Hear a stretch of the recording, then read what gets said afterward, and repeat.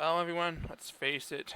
If it weren't the so-called quote-unquote home of the Krabby Patty, nobody in Bikini Bottom would be crazy enough to eat here.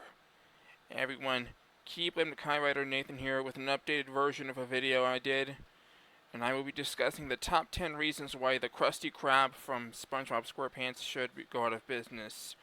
I was inspired by videos done by Master Rayney, WatchMojo, and others to make this. First up, for this video, I will be discussing about a rather infamous restaurant owned by a equally infamous restaurateur and why it should be shut down. Number 10. The dangers of Krabby Patties. Krabby Patties lean far more towards an addictive drug than a fast food stuff. I'm not kidding, everyone. Stay away from them. As shown in the episode Just One Bite, Squidward ends up eating numerous Krabby Patties all at once, which causes them to literally go down to his thighs, and then he literally explodes. On the opposite side of the spectrum, as shown in Pat No Pay, if you don't have a Krabby Patty for an extended period of time, you'll go through Krabby Patty withdrawal, where the symptoms include painful stomach cramps until you get one. Number 9. Mr. Krabs exploiting Patrick Star. Patrick Star has been a regular at the Krusty Krab for several years and has even worked there a couple times, but it does not last long.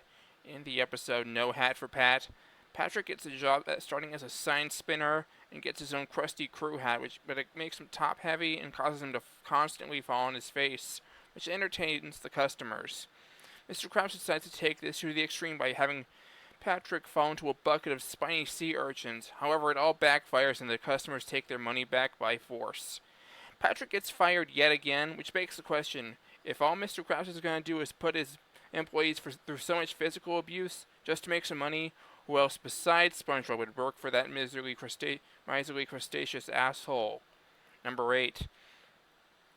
Stealing money from customers and employees. In the episode Cracked Crabs during the Penny Pinchers convention, in front of his fellow cheapskate crabs, Mr. Krabs has his customers pay $1 per footstep, which is, of course, fucking absolutely absurd. No way to treat the customers whatsoever. And in the episode Mutiny on the Krusty, he has his customers empty their wallets completely before exiting the Krusty Krab. Not only does he steal from his customers, but from his employees too, as shown in Squid on Strike, where he bills SpongeBob and Squidward $21 for the most bullshit reasons, such as breathing, standing, talking, chewing, and even existing. And in the episode Big Pink Loser, he even has his employees pay him for every use of service. Number 7. Mandatory patronage. The Krabs Crustaceous Penny Pinching owner has a very strict set of rules for his restaurant, such as it is mandatory to order a side of fries, napkins and refills for drinks cost extra, and there's no free meals for anyone, royalty or not. In fact, according to Mr. Krabs, all money brought into the Krusty Krab must be spent. Even people who aren't hungry are dragged in or against their will and forced to order food. Sure, there is a money-back guarantee, but it is so minuscule that it is impossible to read. Number 6. Krabby Land.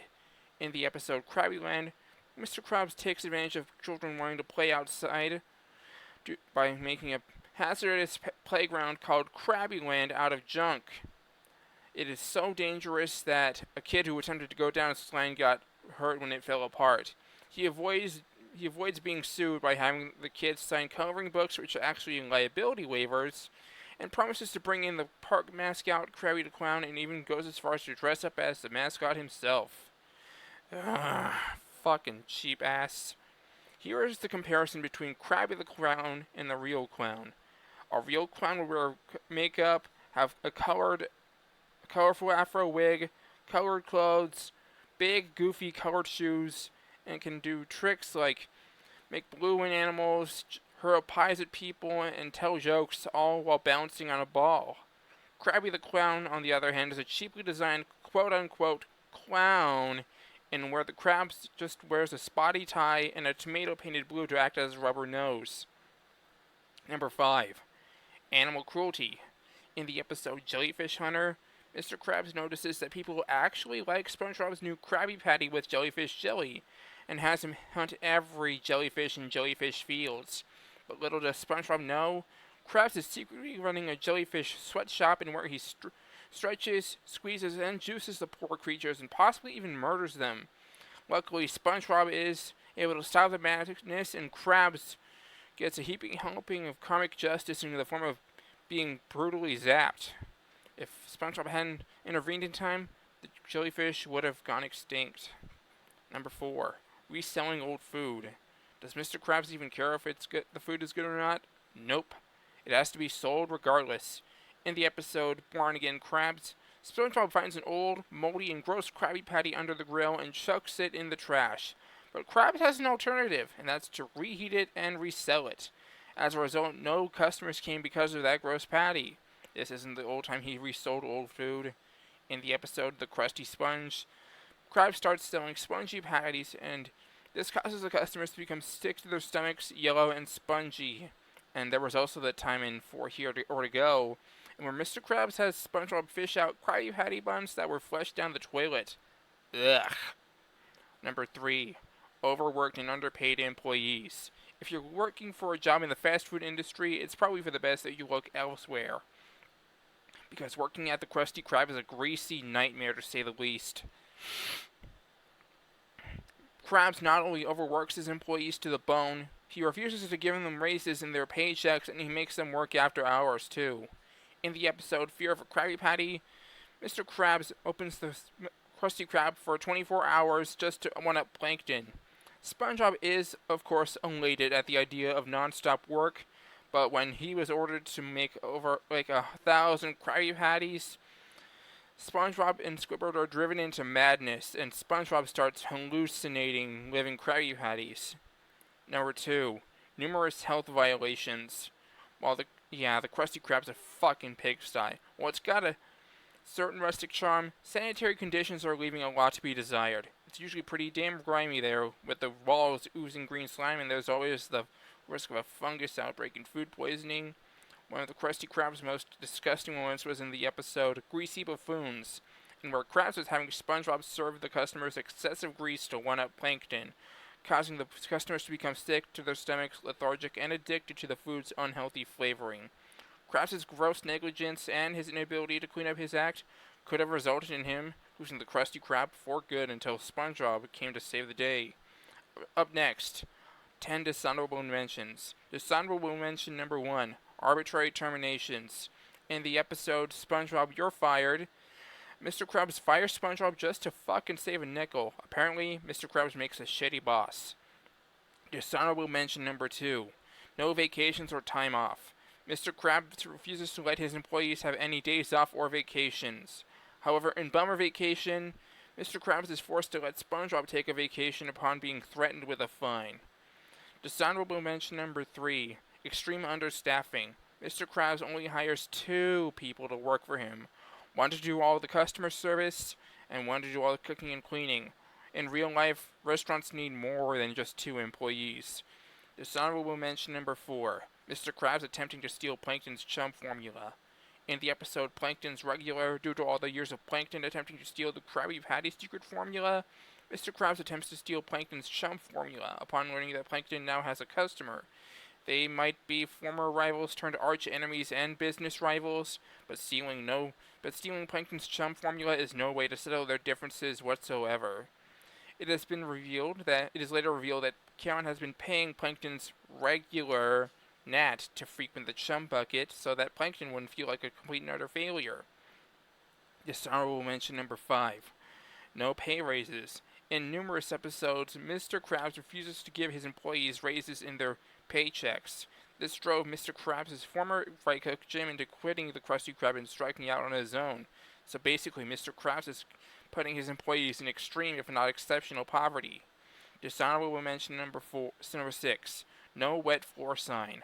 In the episode Krabs vs. Plankton, when Plankton tries to sue Mr. Krabs for everything he owns, it is revealed that Mr. Krabs does not have a wet floor sign in his restaurant, claiming that he had to make some tough business decisions to make, and that a wet floor sign would seem superfluous. Yeah, right. Dishonorable mention number 7. Lunch breaks are too short. In the episode Jellyfish Hunter, Mr. Krabs gives SpongeBob a 5-minute lunch break. And SpongeBob admits that that was one more minute than yesterday. Lunch breaks last longer in real life. Dishonorable mention number 8.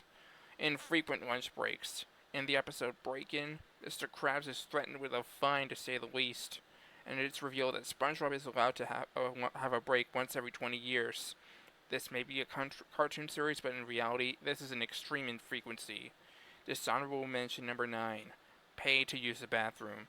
At the end of SpongeBob, You're Fired, an old man who needed to take a leak really badly couldn't use the restroom because he didn't have a nickel. Pay to use bathrooms are more common in Europe and in the USA.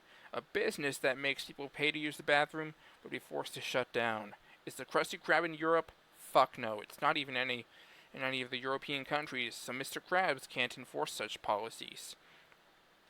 Dishonorable mention number 10. Inflated prices. In the first SpongeBob movie, Mr. Krabs makes the menu prices over $100. For example, $101 for a Krabby Patty with cheese. And now for the moment you've all been waiting for. Number 1. The Nasty Patty Incident. Health Inspector Yellowtail comes to inspect the Krusty Krab, and Mr. Krabs learns of there being a criminal passing himself off as a health inspector in order to obtain free food. So Krabs, thinking that Yellowtail is the phony inspector, forces SpongeBob into making a disgusting Krabby Patty with the following ingredients: volcano sauce, seahorse radish, toenail clippings, toilet water after dropping it in a bowl, and it was dried off with an old gym sock. Ugh, gross. They thought he ate the patty when it was actually a fly going into his mouth, causing him to choke, and then Health Inspector Yellowtail hit the back of his head on the table when he slipped and he got knocked out. When Mr. Krabs and SpongeBob find out that the real phony inspector has been caught and arrested, they both freak out at first because they thought they actually murdered the real Health Inspector Yellowtail. Mr. Yellowtail comes out of unconscious 3 or more times but is knocked out again twice. And yet, Mr. Yellowtail still gives the Krusty Krab a passing grade on the health inspection. One reason why I'd rather work at Freddy Fazbear's Pizza, the Chum Bucket, or another restaurant in that matter.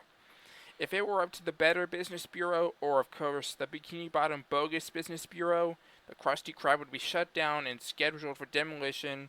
Mr. Krabs would be serving a life term in prison, and SpongeBob and Squidward would be unemployed. For those looking for a job in the fast food industry, I suggest you look away from the Krusty Krab because it's a really horrible place to work. At that place, you'll be overworked, underpaid, and treated like you're in a sweatshop.